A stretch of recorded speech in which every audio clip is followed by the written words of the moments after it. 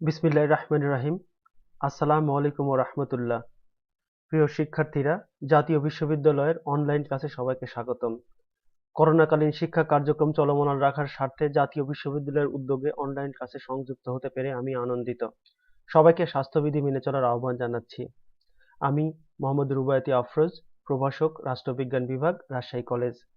আমি রাষ্ট্রবিজ্ঞান বিষয়ে পূর্ব এশিয়া সরকার ও রাজনীতি, চীন, জাপান ও দক্ষিণ কোরিয়া কোর্সের সমাজতন্ত্র বিকাশে এবং আধুনিক চীন প্রতিষ্ঠায় মাও সেতুংয়ের অবদান সম্পর্কে একটু আলোচনা করার চেষ্টা করব।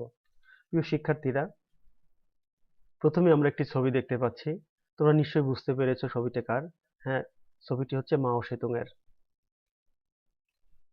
যাকে আধুনিক চীনের প্রতিকৃতি বলা হয়। মূলত চীনের বর্তমান যে অবস্থা, সামাজিক, রাজনৈতিক, অর্থনৈতিক, সাংস্কৃতিক বিভিন্ন দিক থেকে চীনের যে জয় জয়কার অবস্থা, তার পিছনে এই ব্যক্তিটিরই অবদান সর্বোচ্চ পর্যায়ে ছিল।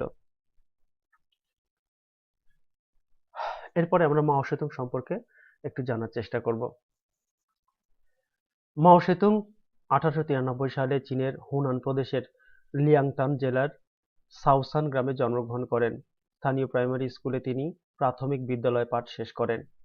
1911 সালে তিনি উচ্চ শিক্ষার্থে হুনানের রাজধানী চাংশায় গমন করেন। তখন সেখানে সান ইয়াতসেনের নেতৃত্বে মঞ্জু সম্রাটের বিরুদ্ধে জনগণের বিপ্লব চলছিল, যার উদ্দেশ্য ছিল রাজতন্ত্র উচ্ছেদ করে প্রজাতন্ত্র প্রতিষ্ঠা করা। এ বিপ্লবে মাও যোগ দেন। 1918 সালে মাও সেতুং পিকিং বিশ্ববিদ্যালয়ে গ্রন্থাগারে চাকরি লাভ করেন। এ সময় তিনি লি তা চাও এবং চেন তুং সিউ এর সংস্পর্শে আসেন। লি তা চাও এর জাতীয়তাবাদ এবং চেন তুং সিউ এর পাশ্চাত্যবাদের সমন্বয়ে মাও সেতুং এর প্রথম দিকের চিন্তাধারা গঠিত হয়। এরপরে আমরা মাও সেতুং এর ভূমিকা ও অবদান সম্পর্কে একটু আলোচনা করব। প্রথমেই লক্ষ্য করি, মাও সেতুং ছিলেন নিঃসন্দেহে গণচীনের এক অবিসংবাদিত নেতা। চীনকে সমাজতান্ত্রিক আদর্শে অনুপ্রাণিত করে এর রাজনৈতিক, সামাজিক, অর্থনৈতিক তথা সর্বস্তরে সমাজতন্ত্র প্রতিষ্ঠা করার পেছনে যার অবদান সর্বজন স্বীকৃত, তিনি হলেন মহান নেতা মাও সেতুং। যে চীন গোড়াতে সাম্রাজ্যবাদী শক্তি হিসাবে পরিচিতি লাভ করে, সে চীন ক্রমে জাতীয়তাবাদী, গণতান্ত্রিক এবং পরে মাওয়ের নেতৃত্বে সমাজতান্ত্রিক চীনে পরিণত হয়। এরপর রাশিয়াতে যখন 1911 সালে রুশ বিপ্লব সংঘটিত হয়, এর ঢেউ এসে চীনে আছড়ে পড়ে। রুশ বিপ্লব দ্বারা তাড়িত হয়ে জাতীয়তাবাদী চীন সমাজতান্ত্রিক ধ্যান-ধারণার বিকাশ ঘটতে শুরু করে। প্রকৃতপক্ষে গণচীনে মাও সেতুং এর ভূমিকা ছিল বহুমুখী। নিচে সেগুলো আলোচনা করা হলো। প্রথমেই আমি লক্ষ্য করো, দার্শনিক হিসাবে মাও সেতুং। দার্শনিক হিসাবে মাও সেতুং এর কি অবদান ছিল সে সম্পর্কে আমরা একটু আলোচনা করব। দার্শনিক হিসেবে মাও সেতুং এর অবদান নিঃসন্দেহে অনস্বীকার্য। মাওকে যদি সনাতন চীনের পরিবেশ দার্শনিক হিসাবে অনেকে মূল্যায়ন করতে সচেষ্ট হয়েছেন, তবুও তাকে আধুনিক চীনের রাষ্ট্রচিন্তার প্রতীকৃত বললে অত্যুক্তি করা হবে না। তাকে ছাড়া আধুনিক চীনকে ভাবা যায় না। বেঞ্জামিন শুয়ার্জের ভাষায় বলতে গেলে, নো মাও নো কালচারাল রেভলিউশন। দর্শনের কথায় বলতে গেলে, অন কন্ট্রাডিকশন অন প্র্যাকটিস। নিঃসন্দেহে তার বড় মাপের দর্শন চিন্তার পরিচায়ক। চীনের সমাজতান্ত্রিক আদর্শ ও ভাবধারা যখন থেকেই আলোচিত হতে থাকে, ঠিক তখন থেকেই মাও সেতুং মার্ক্সবাদ ও লেনিনবাদের দর্শনে দীক্ষা নিতে শুরু করেন। শিক্ষিত জনগোষ্ঠী ছাড়াও সমাজের সুবিধা বঞ্চিত শ্রেণীগুলো মার্ক্সবাদ ও লেনিনবাদের দর্শন দ্বারা প্রভাবিত হতে থাকে। এরপরে আমরা লক্ষ্য করি মার্ক্সবাদী হিসাবে মাও সেতুং। মাও মার্ক্সবাদী কিনা এ প্রসঙ্গে যথেষ্ট জটিলতা বিদ্যমান। মার্ক্সবাদ কি কেবলই মার্ক্সীয় চিন্তার এক বিশেষ দিক? আবার কেউ কেউ মনে করেন মার্ক্সবাদ কি মার্ক্সীয় বিপ্লব তত্ত্ব বা বাস্তবতায় মার্ক্সের অবদান মাত্র? পাশ্চাত্য জগতে মাওয়ের ভক্তগণের কাছে মার্ক্সবাদ সত্য ও পুণ্যের, ট্রুথ অ্যান্ড ভার্চুর সমার্থক। কাজেই তাদের কাছে মাও ছিলেন প্রথমত একজন মার্ক্সবাদী, শেষত একজন মার্ক্সবাদী এবং সব সময়ের জন্য একজন মার্ক্সবাদী। অনেকে এমনও মনে করেন যে মাওবাদ তথা মাও এর চিন্তা ভাবনা প্রাচীন এবং আধুনিক, চৈনিক এবং পাশ্চাত্য প্রভাবের এক সমন্বিত রূপ, বই আর কিছুই নয়। আসলে মাও মার্ক্সবাদের ওপর ভিত্তি করেই এভাবে নিজস্ব মতবাদ মাওবাদ গড়ে তোলেন। তবে তিনি মার্ক্সবাদকে চীনের অবস্থা ও সংস্কৃতির সাথে খাপ খাইয়ে নেন। এইভাবে প্রায় অর্ধ শতাব্দী ধরে মাও সেতুং মার্ক্স, লেনিন এবং স্ট্যালিনের কাছ থেকে যা শিখেছে তা দিয়ে নিজের কর্মকাণ্ড পরিচালনা করতে অগ্রসর হন। মাও মূলত তার গৃহীত নীতিমালাকে মার্ক্সীয় দর্শনের আলোকে ব্যাখ্যা, বিশ্লেষণ ও বাস্তবায়ন করেন। তবে তিনি বরাবরই মার্ক্সীয় দর্শনে চীনের বাস্তবতার সাথে খাপ খাওয়াতে সচেষ্ট হন। এরপরে আমরা লক্ষ্য করি রাজনৈতিক নেতা হিসাবে মাও সেতুং। মাও সেতুং একদিকে যেমন একজন সুপ্রসিদ্ধ রাজনৈতিক দার্শনিক ছিলেন, অপরদিকে তিনি ছিলেন প্রথম সারির একজন রাজনৈতিক নেতাও। প্রকৃতপক্ষে রাজনৈতিক নেতা হিসাবে মাওয়ের আবির্ভাব ঘটে 1921 সালে কমিউনিস্ট পার্টির প্রতিষ্ঠার মাধ্যমে। উক্ত সালেই যখন জাপানের টোকিওতে পার্টির প্রথম কংগ্রেস মাত্র 12 জন সদস্যের উপস্থিতিতে অনুষ্ঠিত হয়, তখন তাতে মাও সেতুংয়ের উপস্থিতি ছিল বেশ লক্ষণীয়। প্রথম কংগ্রেস অধিবেশনের শেষে সমগ্র চীনে সমাজতন্ত্রের পক্ষে ব্যাপক প্রচারণা শুরু হয়, কিন্তু চিয়াং কাই শেক এর শত অত্যাচার ও নিপীড়নের মুখেও সমাজতান্ত্রীরা তাদের কর্মকাণ্ড চালিয়ে যেতে থাকেন। তারা সারা দেশব্যাপী বিভিন্ন এলাকায় বেশ কিছু ঘাঁটি গড়ে তোলেন। এসব ঘাঁটি থেকে 1934 সালে চিয়াং কাই শেক কর্তৃক বিতাড়িত হন, কিন্তু তাতে করে তাদের কর্মকাণ্ড উদ্দীপনা একটু হ্রাস পায়নি, বরং তারা আরো বেশি প্রতিবাদী হয়ে ওঠেন। প্রতিবাদের সর্বপ্রথম পদক্ষেপ হলো 1935 সালে মার্চ মাসে আয়োজিত ঐতিহাসিক লং মার্চ। প্রায় 8,000 কিলোমিটার পথ পাড়ি দেওয়ার পর এই লং মার্চ শেষ হয়। শুরুতে প্রায় 1 লক্ষ মানুষ এখানে অংশ নিলেও টিকে থাকে মাত্র কয়েক হাজার। বলা বাহুল্য, এই লং মার্চের মধ্য দিয়ে আবির্ভাব ঘটে নেতা হিসেবে মাও সেতুং এর। উক্ত সালেই কমিউনিস্ট পার্টির নির্বাচনে অনুষ্ঠিত হয় এবং মাও সেতুং তাতে বিজয়ী হন, কিন্তু তাতে রাশিয়ার প্রভাব বিস্তার ফলে 1938 সালের পূর্বে তিনি পার্টির চেয়ারম্যান পদে অধিষ্ঠিত হতে পারেননি। তখন থেকেই তিনি চীনের সমাজতন্ত্র প্রতিষ্ঠায় ব্রতী হন। এরপরে আমরা লক্ষ্য করি যে চীন জাপান গৃহযুদ্ধ, দ্বিতীয় বিশ্বযুদ্ধ এবং সংবিধান রচনায় মাও সেতুংয়ের ভূমিকা। অর্থাৎ চীন জাপান গৃহযুদ্ধ, দ্বিতীয় বিশ্বযুদ্ধ এবং সংবিধান রচনায় মাও সেতুংয়ের কিরূপ ভূমিকা ছিল।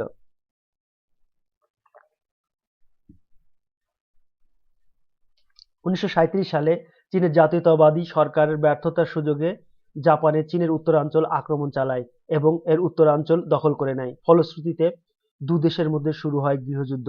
মাও সেতুং গৃহযুদ্ধের এ সময়ে চীনে সমাজতন্ত্রকে জনপ্রিয় করে তোলার জন্য অপূর্ব সুযোগ বলে মনে করেন এবং উক্ত সুযোগকে পূর্ণমাত্রায় কাজে লাগান। অতঃপর 1939 সালে দ্বিতীয় বিশ্বযুদ্ধ শুরু হয় এবং 1945 সাল পর্যন্ত তা চলে। যুদ্ধ শেষে জাপান মার্কিন যুক্তরাষ্ট্রের নিকট আত্মসমর্পণ করলে চীন জাপান মুক্ত হয়। চীনের জাতীয়তাবাদী শক্তির পতন ঘটে এবং তারপর 1949 সালে মাও সেতুং চীনকে সমাজতান্ত্রিক রাষ্ট্র বলে ঘোষণা দেয়। 1949 সাল থেকে 1954 সাল পর্যন্ত ছিল কমিউনিস্টদের জন্য সুবর্ণকাল। মাও এর সময় সমগ্র চীনে প্রত্যন্ত অঞ্চলে ভ্রমণ করেন এবং কমিউনিজম প্রতিষ্ঠার উদ্যোগ গ্রহণ করেন। 1954 সালে সাধারণ নির্বাচনে অনুষ্ঠিত হয় এবং মাও সেতুং কিন্তু তখন প্রেসিডেন্ট নির্বাচিত হন।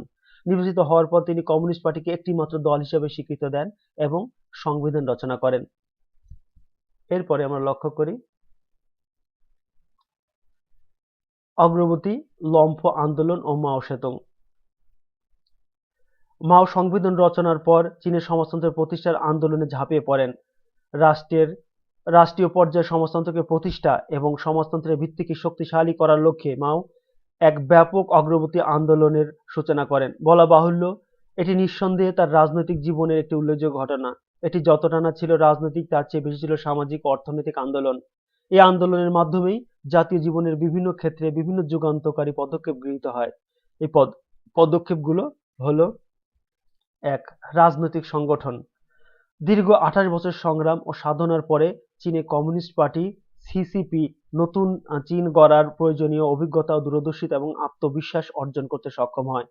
মাও সেতুং চীনের নতুন সরকারকে সংজ্ঞায়িত করতে গিয়ে বলেন, এটি ছিল কমিউনিস্টের নেতৃত্বে একটি গণতান্ত্রিক কোয়ালিশন এবং পাশাপাশি তা ছিল প্রতিক্রিয়াশীল শ্রেণী ও জনগণের শত্রুদের বিরুদ্ধে পরিচালিত। এরপরে আমরা লক্ষ্য করি সামাজিক ক্ষেত্রে। চীনের সামাজিক ক্ষেত্রে সাধিত হয় এক ব্যাপক পরিবর্তন। আসলে অনেক দিন আগে থেকেই চীনের পূর্বপুরুষের প্রতি সম্মান প্রদর্শন, পরিবার গোত্র সংহতি, পিতামাতাকে মান্য করা ইত্যাদি সনাতনী ধ্যান ধারণের ক্ষয়প্রাপ্ত হচ্ছিল। মাওয়ের নেতৃত্বে এই প্রক্রিয়া আরো অধিক পরিমাণে ত্বরান্বিত হতে থাকে। উদাহরণস্বরূপ নারীদের সমতা, বিয়ে, তালাক এবং সম্পত্তির মালিকানা ক্ষেত্রে নারী পুরুষের বৈষম্য দূর করা, যা পুরানো পারিবারিক ব্যবস্থাকে বিরাট আঘাত আনে। 1950 সালের শেষের দিকে কোরিয়া যুদ্ধের মাধ্যমে চীনের সকল সামাজিক শ্রেণীকে কমিউনিস্টের নেতৃত্বের অধীনে একত্রিত করা হয়। এরপরে অর্থনৈতিক পুনর্গঠন। চীনের কমিউনিস্ট পার্টির নেতৃত্বে সে দেশে এক ব্যাপক অর্থনৈতিক পুনর্গঠন কর্মসূচি গৃহীত হয়। বলা যায় কমিউনিস্ট পার্টির উত্তরাধিকার সূত্রে তিনটি অর্থনৈতিক সেক্টর লাভ করে। প্রথমটি হচ্ছে গ্রামীণ এলাকায় জনসাধারণের নিমিত্তে অর্থনীতি, দ্বিতীয়টি চুক্তিবদ্ধ বন্দরগুলো বৈদেশিক বাণিজ্য ও শিল্পভিত্তিক অর্থনীতি এবং তৃতীয়টি জাপান কর্তৃক গড়ে তোলা চীনের উত্তর পশ্চিমাঞ্চলে ভারী শিল্প। মাও সেতুং এর নেতৃত্বে অর্থনীতি এই তিনটি সেক্টরের সমন্বিত রূপ লাভ করে। এরপরে কৃষি বনাম শিল্প। চীনের কৃষি উন্নয়নের পাশাপাশি শিল্পায়নের উপর গুরুত্ব আরোপ করা হয়। কৃষির ক্ষেত্রে ভূমির পুনর্বণ্টনের পাশাপাশি সমবায় ব্যবস্থার সূচনা করা হয়। এছাড়া উৎপাদন বৃদ্ধিকল্পে সেচ ব্যবস্থার উন্নয়ন, ভূমি সংস্কার প্রভৃতি পদক্ষেপ গৃহীত হয়। শিল্প ক্ষেত্রেও ক্ষুদ্র শিল্পের পাশাপাশি বৃহৎ শিল্পের উপর জোর দেওয়া হয়। এরপর আমরা লক্ষ্য করি সোভিয়েত সাহায্য। মাও 1949 সালে তার নীতিমালায় ঘোষণা করেন যে পুঁজিবাদী সাম্রাজ্যবাদের বিরুদ্ধাচরণ করেন এবং লার্নিং টু ওয়ান সাইড নীতি গ্রহণে সচেষ্ট হন। এ লক্ষ্যে তিনি মস্কোতে 9 সপ্তাহ ধরে কঠোর দর কষাকষির মাধ্যমে 1950 সালের ফেব্রুয়ারি মাসে 30 বছর মেয়াদী চীন সোভিয়েত জোট চুক্তিতে আবদ্ধ হন। চুক্তির ফলে 1950 সালে সোভিয়েত জয়েন্ট স্টক কোম্পানিতে গড়ে তোলেন। উদ্দেশ্য ছিল চীনের সিনকিয়াং অঞ্চলে খনি উত্তোলন করা। এটি পূর্ব ইউরোপ অনুসরণে করা হয়েছিল, কিন্তু 1953 সালে জোসেফ স্ট্যালিনের মৃত্যুর পর উক্ত প্রকল্পটি বন্ধ হয়ে যায়। শিল্পক্ষেত্রে সোভিয়েত মডেল এবং বিশেষজ্ঞদের জ্ঞান প্রথম দিকে চীনের জন্য বয়ে আনে যথেষ্ট অনুপ্রেরণা। হাজার হাজার চীনা প্রশিক্ষণার্থী সোভিয়েত ইউনিয়ন গমন করেন। সোভিয়েত প্রকৌশলী ও যন্ত্রবিদরাও অনেকে চীনের বিভিন্ন প্রজেক্ট নিয়ে আসেন। সোভিয়েত সরকার চীনকে সাহায্য প্রদান করেন। প্রযুক্তি, সামরিক সরঞ্জাম ও ভারী যন্ত্রশিল্প দিয়ে সোভিয়েত সরকার তাদের সাহায্যের হাত কিন্তু প্রসারিত করে দিয়েছিলেন। এরপরে আমরা লক্ষ্য করি মাও সেতুংয়ের সমাজতন্ত্রের সংগ্রাম। চীনের বিপ্লব কৃষককুল এবং জনগণকে রাজনীতির সাথে সম্পৃক্ত করতে সচেষ্ট হয়। সমাজের উচ্চ নিম্ন শ্রেণীর ব্যবধান হ্রাস করা, সকল শ্রেণীর সম অধিকার প্রতিষ্ঠা করা, শ্রমিক শ্রেণীর সর্বহারার নেতৃত্বের অধীনে আনয়ন করা সমাজতান্ত্রিক সংগ্রামের অন্যান্য লক্ষ্যগুলোর মধ্যে উল্লেখযোগ্য লক্ষ্য।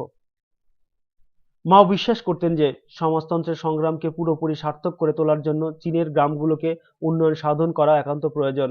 এ লক্ষ্যে তিনি গ্রামগুলোকে বৈপ্লবিক পরিবর্তনে আনয়নে ব্রতী হন। চীনের জনগণকে নতুন বৈপ্লবিক চেতনায় উদ্বুদ্ধ করে সমাজকে পুনর্গঠন করতে অগ্রসর হন মাও। চীনে বিভিন্ন শ্রেণীর জনগণের স্বার্থ, আচার আচরণ ও ধ্যান ধারণার ক্ষেত্রে সমাজতন্ত্রের সংগ্রাম পরিচালিত হয়।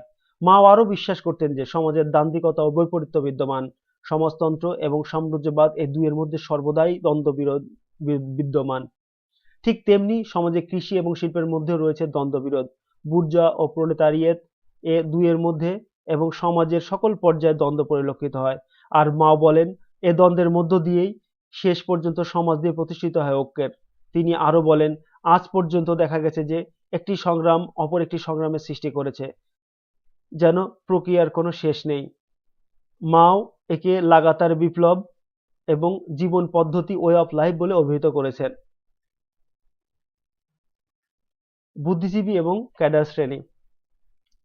সমাজতন্ত্রকে সঠিকভাবে গড়ে তোলার জন্য সমাজের প্রতিটি স্তরকে মানুষকে একত্রিত করে এক সমন্বিত প্রচেষ্টা গ্রহণ করা একান্ত প্রয়োজন।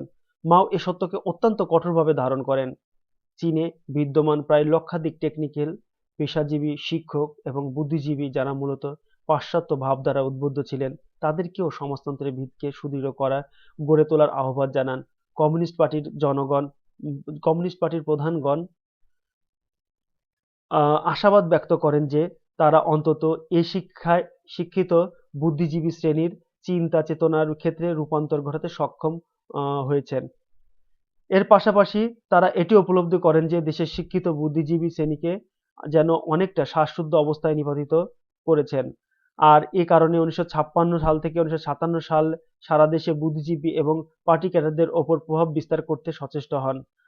তখন পার্টির পক্ষ থেকে স্লোগান তুলে ধরা হয়, শত ফুল একত্রে ফুটতে দাও, শত ধ্যান ধারণাকে পরস্পর বিবাদ করতে দাও। এরপরে জনগণতান্ত্রিক একনায়কত্ব এবং মাও সেতুং। মূলত জনগণতান্ত্রিক একনায়কত্বের ধারণা বিশ্লেষণ করতে গিয়ে মাও সেতুং রাষ্ট্র সম্পর্কে মার্ক্সীয় ধ্যান ধারণার ব্যাখ্যা এবং বিশ্লেষণ করতে অগ্রসর হন। মার্ক্সের মতে রাষ্ট্র শ্রেণী শোষণের হাতিয়ার। রাষ্ট্রযন্ত্রের মাধ্যমেই এক শ্রেণী কর্তৃক অপর শ্রেণী শোষিত হয়। শাসক শ্রেণী, সামরিক বাহিনী, পুলিশ বাহিনী, আমলাতন্ত্র প্রভৃতি রাষ্ট্রযন্ত্রের মাধ্যমে শাসিত শ্রেণীর ওপর তাদের দমন নীতি ও শোষণ নির্যাতন চালিয়ে থাকে। মার্ক্স বলেন, সমাজতান্ত্রিক সমাজ ব্যবস্থায় রাষ্ট্রের বিরাজ করে সামন্ত প্রভু এবং জমিদার শ্রেণীর একনায়কত্ব। পুঁজিবাদী সমাজতান্ত্রিক রাষ্ট্রে থাকে পুঁজিবাদী শ্রেণীর একনায়কত্ব, আর সমাজতান্ত্রিক সমাজ ব্যবস্থায় রাষ্ট্রের বিদ্যমান থাকে বিত্তহীন তথা শ্রমিক শ্রেণীর একনায়কত্ব। মা বলেন, নতুন জনগণতান্ত্রিক সমাজ ব্যবস্থায় রাষ্ট্রের স্বরূপ কেমন হবে সে সম্পর্কে মার্ক্সবাদে উল্লেখ নেই বললেই চলে। মাও তাই মার্ক্সবাদীদের বিশুদ্ধতা রক্ষা করে চীনের বাস্তব অবস্থার প্রেক্ষাপটে এক নতুন গণতান্ত্রিক রাষ্ট্র গড়ে তোলার ওপর জোর দেন, যা হবে প্রকান্তরে গণতান্ত্রিক একনায়কত্ব। জনগণতান্ত্রিক একনায়কত্ব বলতে মাও শ্রমিক, কৃষক ও ক্ষুদ্র ব্যবসায়ী এবং জাতীয় বুর্জোয়া শ্রেণীর একনায়কত্বকে বুঝিয়েছেন। এ রাষ্ট্রে জনগণের মতামত প্রকাশের, সভা সমিতি করার এবং নির্বাচিত হওয়ার অধিকার থাকবে, আর জনগণের শত্রুদের তথা প্রতিক্রিয়াশীলদের ওপর জনগণের একনায়কত্ব প্রতিষ্ঠিত হবে। কমিউনিস্ট পার্টির নেতৃত্বে শ্রমিক কৃষক শ্রেণীর মৈত্রীর ভিত্তিতে জনগণতান্ত্রিক একনায়কত্ব প্রতিষ্ঠিত হবে এবং দেশ সমাজতন্ত্র ও সাম্যবাদের দিকে এগিয়ে যাবে। আর আন্তর্জাতিক ক্ষেত্রে চীনের সাথে সমমর্যাদার ভিত্তিতে বন্ধুত্ব স্থাপনে আগ্রহী জাতিগুলোর সমন্বয়ে এক আন্তর্জাতিক যুক্তফ্রন্ট গঠন করতে হবে। এরপরে ক্ষমতা তত্ত্ব এবং মাও সেতুং। মাওয়ের চিন্তাধারায় জনগণতান্ত্রিক সমাজতন্ত্র বিত্তহীনদের একনায়কত্ব প্রতিষ্ঠার ক্ষেত্রে যে বল প্রয়োগের প্রয়োজনীয়তা একান্তভাবে কাম্য তা ক্ষমতা তত্ত্বের প্রতিভাত হয়ে ওঠে। চীনের কমিউনিস্ট পার্টির জন্মলগ্ন থেকে রক্তক্ষয়ী সংগ্রামের মধ্য দিয়ে অগ্রসর হতে হয়, ফলে পার্টির প্রত্যক্ষ বা পরোক্ষভাবে সামরিক বাহিনীর সাথে সংযুক্ত থাকতে হয়। এ সংগ্রামের অভিজ্ঞতা থেকেই মাও তার ক্ষমতা তত্ত্ব গড়ে তোলেন।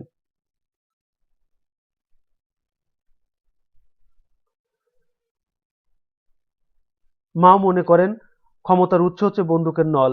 ক্ষমতা লাভের জন্য জনসমর্থনের প্রয়োজন, কিন্তু তা হচ্ছে গৌণ।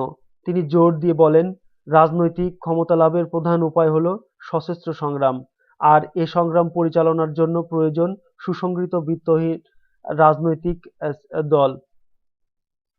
এ দলটি হবে বৈপ্লবিক তত্ত্বে বিশ্বাসী। পার্টি হবে বন্দুকের নলের সঠিক পথে পরিচালনার হাতিয়ার। পার্টি বন্দুকের নির্দেশ দিবে, বন্দুককে কখনোই পার্টির ওপর স্থান দেওয়া যাবে না। সশস্ত্র বিপ্লবের জন্য মাওয়ের ক্ষমতা তত্ত্ব যথেষ্ট কার্যকর। উল্লেখিত আলোচনার মধ্য দিয়ে এটি স্পষ্ট হয়ে ওঠে যে গণপ্রজাতন্ত্রী চীন প্রতিষ্ঠার মধ্য দিয়ে যে কমিউনিস্ট বিপ্লব সংগঠিত হয় তাতে মাও সেতুংয়ের নেতৃত্বের অবদান অত্যন্ত গুরুত্বপূর্ণ, একথা বলাই বাহুল্য। প্রসঙ্গত উল্লেখযোগ্য যে 1949 সালে সমাজতন্ত্র প্রতিষ্ঠার পর থেকে চীনে যে কিছু সংখ্যক প্রতি বিপ্লবী শক্তি অবশিষ্ট থাকে তা দমন ও প্রতিহত করে সাম্যবাদের ভিতকে পাকাপোক্ত করার লক্ষ্যেই মাও সাংস্কৃতিক বিপ্লব করেন। 1949 সালের পর থেকে মাও তার সঠিক নেতৃত্বের মাধ্যমে দেশের অর্থনৈতিক, রাজনৈতিক, সাংস্কৃতিক ক্ষেত্রে ব্যাপক অবদান রাখেন। আর এ অবদানের পেছনে গুরুত্বপূর্ণ ভূমিকা পালন করে মার্ক্স ও লেনিনবাদের মতাদর্শ, যা দিয়ে মাও অত্যন্ত গভীরভাবে প্রভাবিত হয়েছিলেন। এ মতাদর্শের ভিত্তিতেই পুঁজিবাদী সমাজতন্ত্রের পরিবর্তে সাম্যবাদী সমাজ কায়েম করাই ছিল মাওবাদের মূল লক্ষ্য। এরপরে আমরা লক্ষ্য করি চীনের বিকাশ এবং মাও সেতুং। ঊনবিংশ শতাব্দীর শেষের দিকে এবং বিংশ শতাব্দীর শুরুতে চিন্তাধারার যে তিনটি প্রবণতা চীনকে রাজনৈতিক, সামাজিক ও সাংস্কৃতিক জীবনকে বিশেষভাবে নিয়ন্ত্রিত প্রভাবিত করে সেগুলো হলো চীনা ঐতিহ্যবাদ, উগ্র আধুনিকতাবাদ এবং পাশ্চাত্যবাদ এবং বিপ্লবী জাতীয়তাবাদ। মাওয়ের জীবন ও চিন্তাধারার উপযুক্ত সব কয়েকটি প্রবণতার দ্বারা কম বেশি প্রভাবিত হয়। মূলত মাও সেতুং ছিলেন চীনের জাতীয় ঐতিহ্যের অনুসারী।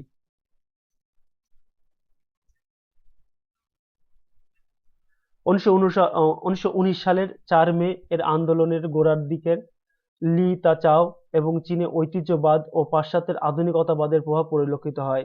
চেন মার্ক্সবাদের এবং লি লেনিনবাদের প্রতি অনুরক্ত হয়ে পড়েন। এদিকে চেন অপেক্ষায় লি এর সাথে মাওয়ের সম্পর্ক নিবিড় হওয়ায় মাওয়ের মধ্যে লেনিনবাদের প্রভাব বেশি পড়ে। ফলে বলশেভিক বিপ্লবের সাথে চীনা ঐতিহ্যের যে সংযোগ সাধিত হয় সেখান থেকে গড়ে ওঠে মাওয়ের বিপ্লবী জাতীয়তাবাদ।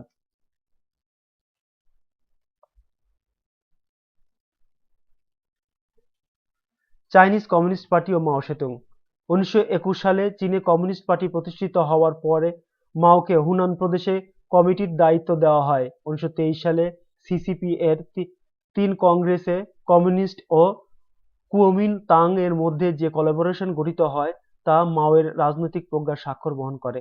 1927 সালে কুওমিনতাং এর সুবিধাবাদী নেতা চিয়াং কাই-শেক কমিউনিস্টদের ওপর হামলা করতে ফ্রন্ট ভেঙে যায়। ফলে মাও লাল ফৌজ বাহিনী গঠন করেন।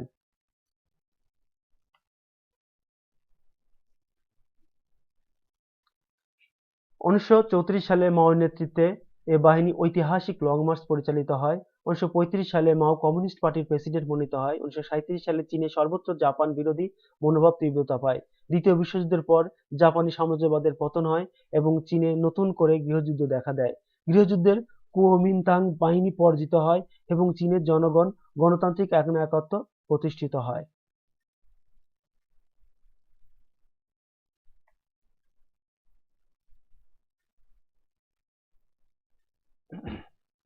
চীনের গণবিপ্লব এবং মাও সেতুং। চীন সমাজতান্ত্রিক যুগ থেকে সমাজতান্ত্রিক পর্যায়ে পৌঁছাতে বিপ্লবের পথ বেয়ে, অর্থাৎ স্পষ্টভাবে বলতে গেলে চীন সমাজতান্ত্রিক যুগ থেকে সমাজতান্ত্রিক পর্যায়ে পৌঁছেছে বিপ্লবের পথ বেয়ে। কমিউনিস্টদের নেতৃত্বেই প্রকৃত গণবিপ্লব সম্ভব হয়। গণবিপ্লবের নেতৃত্বের পুরোভাগে ছিলেন মাও সেতুং। মাও সেতুং চীনের গণবিপ্লবকে দুই ভাগে ভাগ করেছেন, একটা হচ্ছে গণতান্ত্রিক বিপ্লব আর একটা হচ্ছে সমাজতান্ত্রিক বিপ্লব।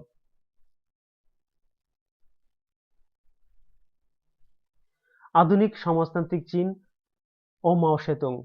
চীন প্রতিষ্ঠায় মাও সেতুং এর ভূমিকাকে আমরা দুটি পর্যায়ে ভাগ করতে পারি। একটা হচ্ছে প্রেসিডেন্ট পূর্ব মাও সেতুং এর কার্যাবলী এবং প্রেসিডেন্ট হবার পরে মাও সেতুং এর কার্যাবলী। প্রথমে আমরা আলোচনা করি প্রেসিডেন্ট পূর্ব মাও সেতুং এর কার্যাবলী, অর্থাৎ প্রেসিডেন্ট হবার পূর্বে তিনি কি কি কার্যাবলী পালন করেছিলেন সে সম্পর্কে একটু আলোচনা করি। প্রথমেই কৃষকদের বিপ্লবী শক্তিতে পরিণত করেন এবং গেরিলা যুদ্ধ তত্ত্ব প্রদান করেন। এরপরে 1927 সালে মাও পার্টির নেতৃত্বে থেকে সরে যান এবং দক্ষিণ পশ্চিম কিয়াংশি প্রদেশের সোভিয়েত রিপাবলিক ঘোষণা করেন। এরপরে 1934 সালে মাও সেতুং তার লাল ফৌজ বাহিনী নিয়ে উত্তর পশ্চিম চীনে 2 বছর ব্যাপী লং মার্চের নেতৃত্ব দেন। এরপরে 1936 সালে মাও সেতুং গ্রাম অঞ্চলে কৃষক, বুদ্ধিজীবী, ব্যবসায়ী ও ক্ষুদ্র বুর্জোয়াদের নিয়ে সম্মিলিত সরকার গঠনের কথা বলেন। 1947 সালে মাও সেতুং তার গ্রাম নিয়ে শহর ঘেরাও নীতি প্রয়োগ করতে উদ্যোগী হন। এরপরে 1949 সালে সিসিপি জাতীয়তাবাদী বিরোধীদের বিরুদ্ধে জয়ী হয়ে গণতান্ত্রিক চীনের প্রতিষ্ঠা এবং মাও সেতুং চীনের প্রেসিডেন্ট নির্বাচিত হন। আমরা এবার লক্ষ্য করি যে প্রেসিডেন্ট পরবর্তী মাও সেতুং এর কার্যাবলী, অর্থাৎ প্রেসিডেন্ট হবার পরে মাও সেতুং কি কি কার্যাবলী সম্পাদন করেছিলেন সে সম্পর্কে আমরা একটু আলোচনা করব। মাও সেতুং চীনের রাষ্ট্রপতি নির্বাচিত হওয়ার পর আধুনিক চীনের উত্তরণের জন্য যে পদক্ষেপগুলো গ্রহণ করেন সেগুলো হলো বৈদেশিক নীতি প্রণয়ন। 1949 সাল থেকে 1976 সাল পর্যন্ত চীনের ফরেন পলিসি প্রণয়ন করেন, তা ইনো সোভিয়েত ট্রিটি নামে পরিচিত। এই ট্রিটি ছিল চীনের পরবর্তী ফরেন পলিসি এর মাইলফলক। মাও সেতুং পররাষ্ট্রনীতির যে বিষয় প্রতিষ্ঠা করতে চেয়েছিলেন তা হলো 1. মার্ক্সবাদ ও লেনিনবাদ বিদেশে প্রচার। 2. চীনের দ্রুত অর্থনৈতিক বিকাশ সাধন। 3. বিশ্বে সমাজ বিশ্ব সমাজের অবিচ্ছেদ্য অংশ হিসেবে চীনের প্রতিষ্ঠা। 4. পঞ্চশীল নীতির ওপর গুরুত্ব আরোপ এবং 5. তৃতীয় বিশ্বের কমিউনিস্ট দেশগুলোর সহযোগিতা। এবার কালচারাল রেভলিউশন সম্পর্কে আমরা একটু আলোচনা করব। 1965 সালের পর থেকে মাও সেতুং ও লিন বিয়াও চীনের শাসন শক্তির কাঠামো ধারার পরিবর্তন সাধনে অগ্রসর হন। সংবিধানে আইনসভা, শাসন কর্তৃপক্ষ প্রভৃতি গঠনের কথা বলা হলেও তাদের কার্যক্রম সঠিকভাবে চলছিল না। সর্বক্ষেত্রেই আমলাতান্ত্রিক মনোভাব ও প্রভাব সুস্পষ্ট হয়ে উঠেছিল। মাও সেতুং ও লিন বিয়াও এই দিকটার প্রতি চীনের জনগণের দৃষ্টি আকর্ষণ করেন। লিন বিয়াও শ্রমিক শ্রেণীর নেতৃত্বে ধনিক শ্রেণী ও আমলাতন্ত্রের বিরুদ্ধে জিহাদ ঘোষণার আহ্বান জানান। রাষ্ট্র ব্যবস্থার ঊর্ধ্বস্তরের আমলাতান্ত্রিক মনোভাবের সম্পূর্ণ অবসান ঘটানোর দাবি জানানো হয়। চীনে এ সাংস্কৃতিক বিপ্লব শিক্ষা, সাহিত্য ও সংস্কৃতির ক্ষেত্রে এক অভূতপূর্ব পরিবর্তন সাধনের সূচনা করে। সর্বহারা সাহিত্য ও কৃষ্টি গড়ে তোলা এবং শোষণ থেকে মুক্তি ঘটাতে দেশবাসী সচেষ্ট হন। এরপরে প্রশাসনিক কাঠামো, অর্থাৎ মাও সেতুং যে প্রশাসনিক কাঠামো রচনা করেছিলেন সে সম্পর্কে একটু আলোচনা করব। মাও সেতুং চীনের প্রেসিডেন্ট নির্বাচিত হওয়ার পর 7 স্তর বিশিষ্ট প্রশাসনিক কাঠামো প্রতিষ্ঠা করেন। এই 7 স্তরগুলো হলো যেমন the NPC, the president and vice president, the state council,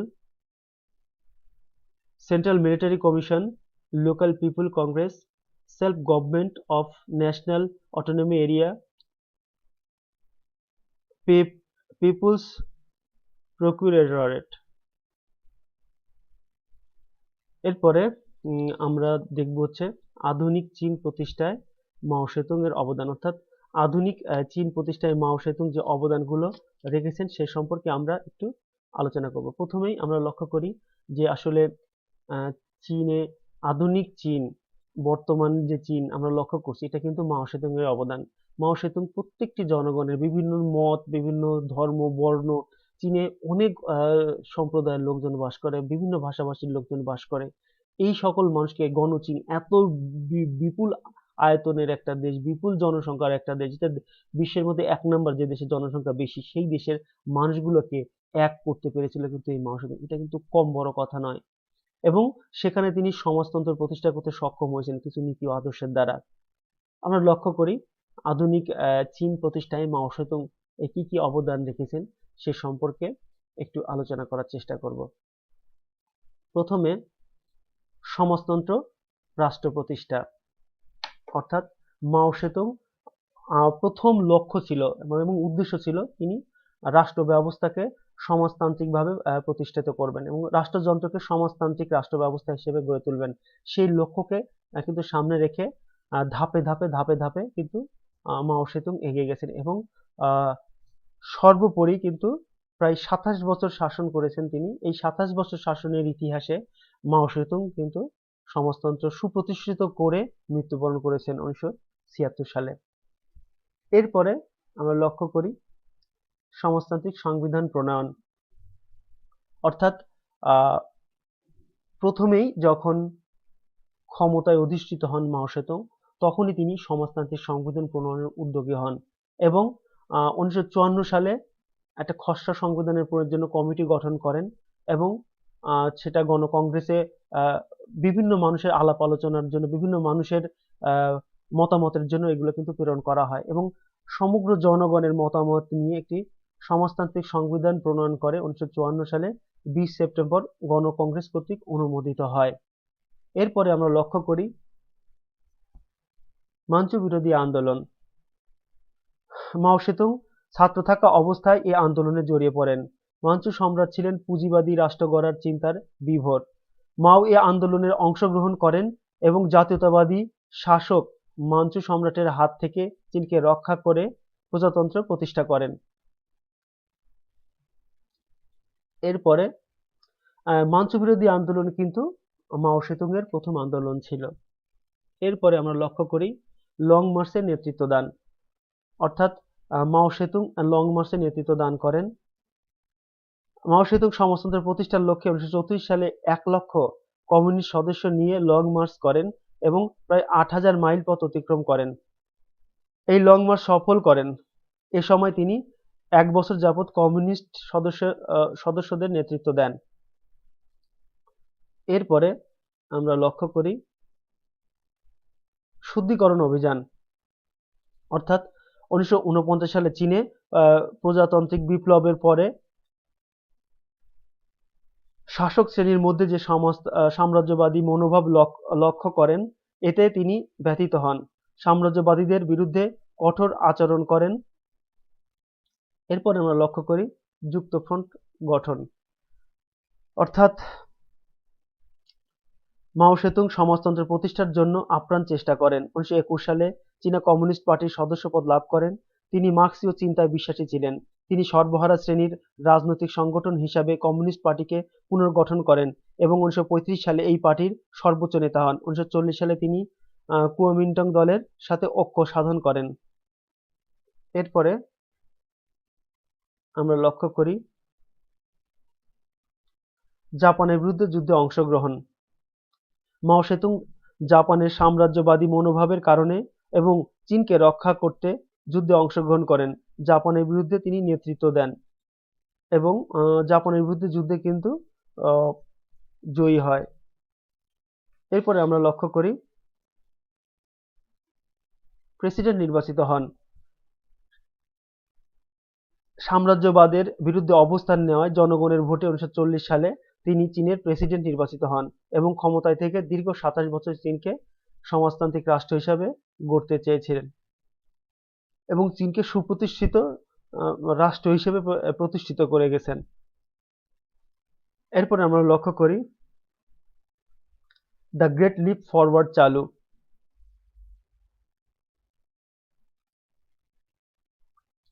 মাও সেতুং 1958 সালে সমাজতন্ত্র প্রতিষ্ঠার লক্ষ্যে দ্য গ্রেট লিপ ফরওয়ার্ড নীতি চালু করেন।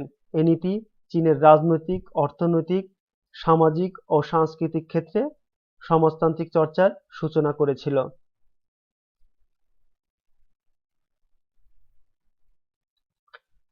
এরপরে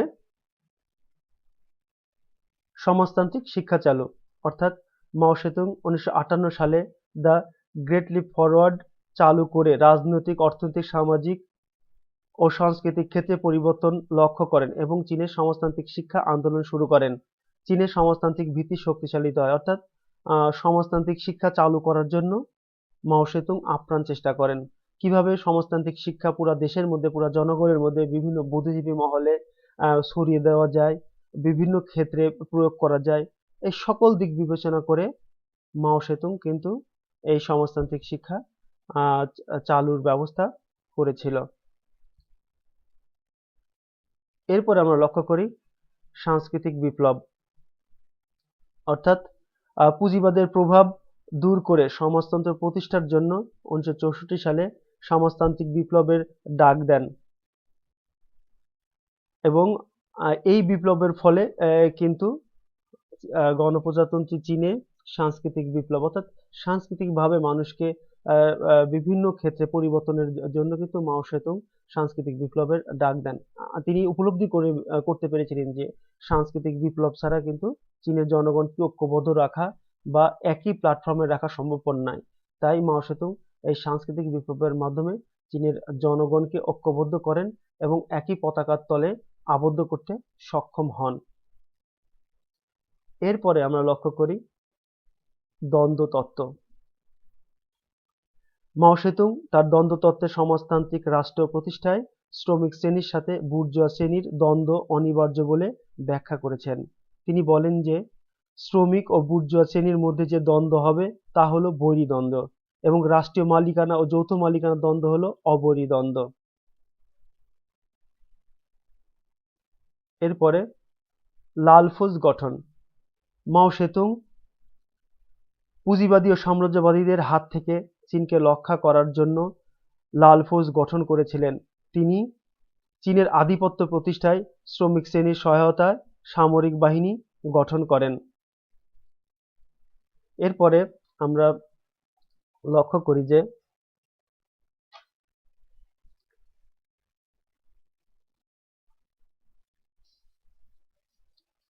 প্রিয় শিক্ষার্থীরা, তোমরা লক্ষ্য করো যে চীনের নেতৃবৃন্দ ও জনগণ মাও সেতুং শাসনকালে যেভাবে অবলোকন ও মূল্যায়ন করেছে সে সম্পর্কে দুটো ভিন্ন মতামত লক্ষণীয়।